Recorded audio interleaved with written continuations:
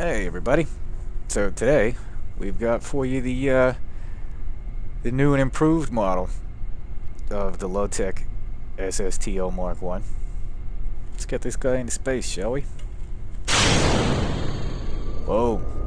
It still flies like a brick when it's got the cargo in it. But I mean, taking off isn't atrocious. So let's see how it goes. Roll the intro.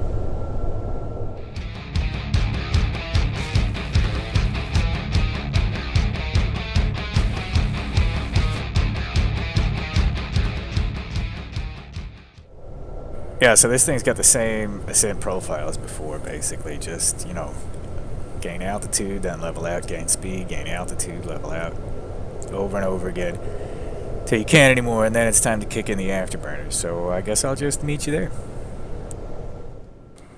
So here we are, up at around 3 kilometers, just under the speed of sound at about 300 meters per second.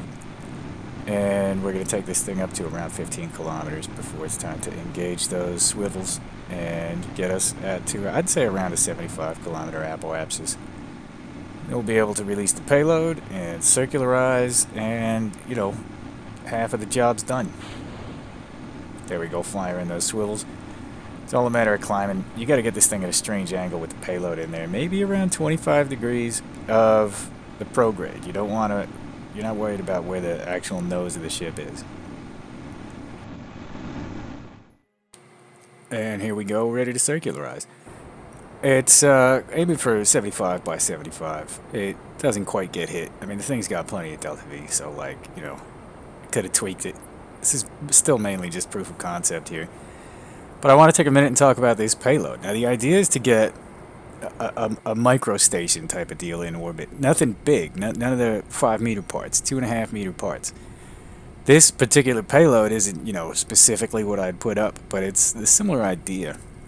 Like, a couple crew cabins with docking ports, and that way you can bring it up modularly and build a station with this in low-carbon orbit. There's a lot of contracts for that early on, and this should be able to handle all of them. You see this thing doesn't even have power generation. I don't think there's even a probe core. There's certainly no people in there. Maybe there is a probe core, and that's why I'm able to get it out of the docking port. But this is definitely just, proof of concept rather than any actual station module I'd use. So here we go, re-entering. You can see we're hardly even slowing down. The wings already start glowing. This thing, I've already figured out a way, in theory, to get that lifting body back. The problem is the gaping hole in the center, so it doesn't ever slow down. It handles it a lot better than the original Mark 1 did, though, especially with the extra fuel. The weight is just distributed better, so it doesn't tail spin into the ground like the other one did. But yeah, even at 4x speed, you can see the thing's hardly losing anything. And we're already down around 57, 55 kilometers. And, barely dropping a meter per second. So, I mean, it takes forever. Like, it really takes forever to deorbit this thing.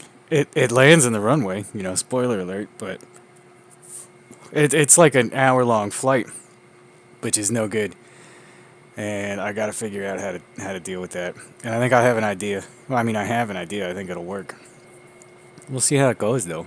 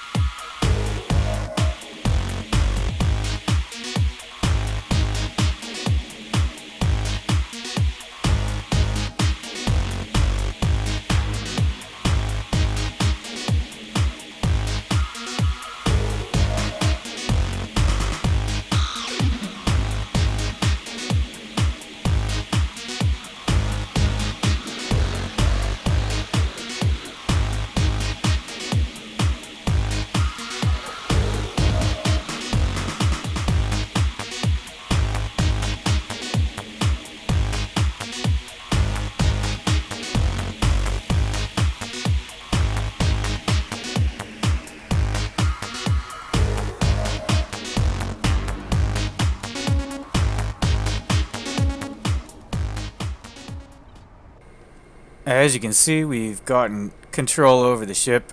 We have re-entered, and now all we have to do is get it back to the runway. We have complete control over it, which is key. We're way far out, so we're going to have to kick in the engines. And they're only going to function at this height in afterburner mode. But all we have to do is line up the runway landing. I mean, we're done.